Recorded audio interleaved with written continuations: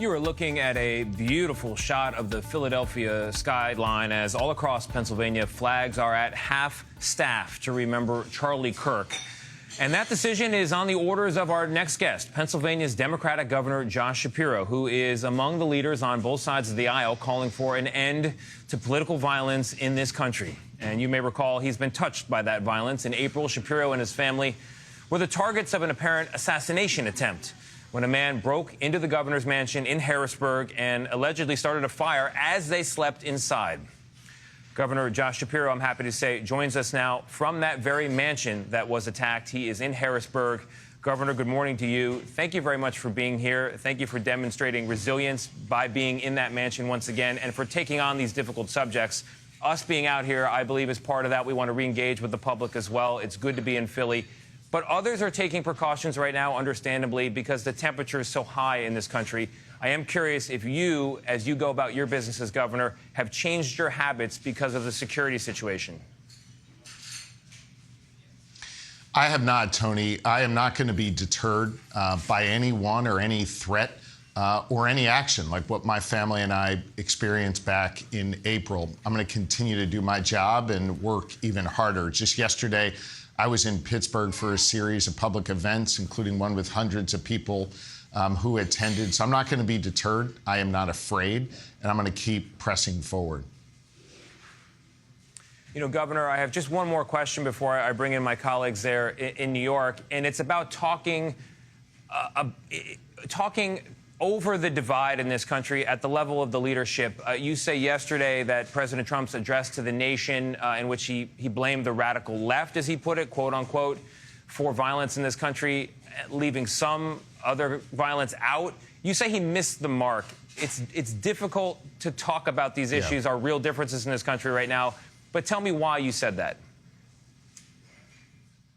Well, look, this isn't a moment for partisanship. It's also not a moment for division, and it is certainly not a moment to cherry pick which incidents of political violence count and which do not.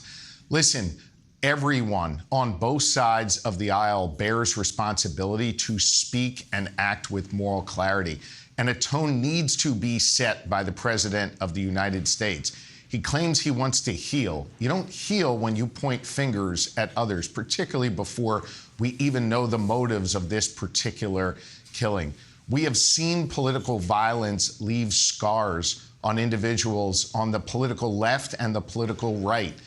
We see it with Congressman Scalise, who walks with a limp after being shot, or Congresswoman Giffords, who has obvious challenges given her being shot. One a Republican, one a Democrat. We've seen lives being taken on both sides of the aisle, and the rhetoric needs to cool down, and it starts with the president.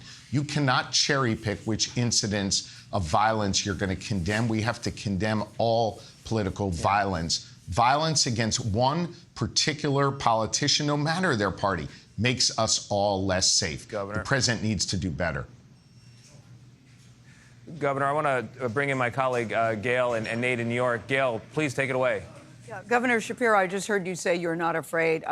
I'm glad to hear that from you, especially since what you've been through. But I have to say, I am really afraid. I am so afraid. I am so sad. I think that we are a country that we are all Americans. We should be doing this together. I find myself getting very angry. And I think at this particular time, we really need somebody who can take the temperature down. We need leaders who can take the temperature down. And for many people, they say that Governor Spencer Cox in Utah seems to be striking the right note. I didn't know him. I think many people didn't even know his name. I'm wondering what you know about him. And do you think that he is setting the tone for all of us to follow? Because I really am extremely afraid. Yeah, I understand. I think that's a natural emotion when you see leaders across this country being gunned down. You see leaders across this country being attacked. I think we are at a pivotal moment in this country, and we need leaders to step up and speak and act with moral clarity, not to use the rhetoric of vengeance, but to use words of healing.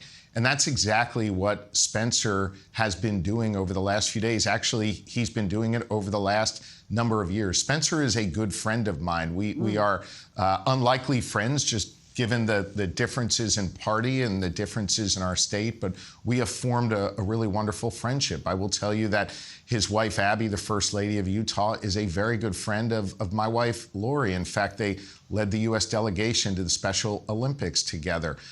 This is a family, the Cox family, that believes in civility, that leads with ethics and morality. They lead with their faith, and they work to bring not just Utahns and all Americans together. I think his words have been healing. I think you can contrast that not just with the president's words, but with some of the dangerous rhetoric that we've seen online, the dangerous rhetoric we've seen from some elected leaders. And let me be clear, I'm pointing my fingers on both sides of the aisle. We need the rhetoric of vengeance to end. No one should be celebrating the killing of any political leader. And we need to heal as a nation. That's what I'm trying to do here in Pennsylvania, and that's what I think we need more of across the country. And the Cox family are a great example of that. Yeah, political leader or regular citizens. This is a country where you're supposed to be able to speak up and be able to agree disagreeably. But thank you so much, Governor Shapiro. It's good to see you, and I'm so glad that your family got through this. I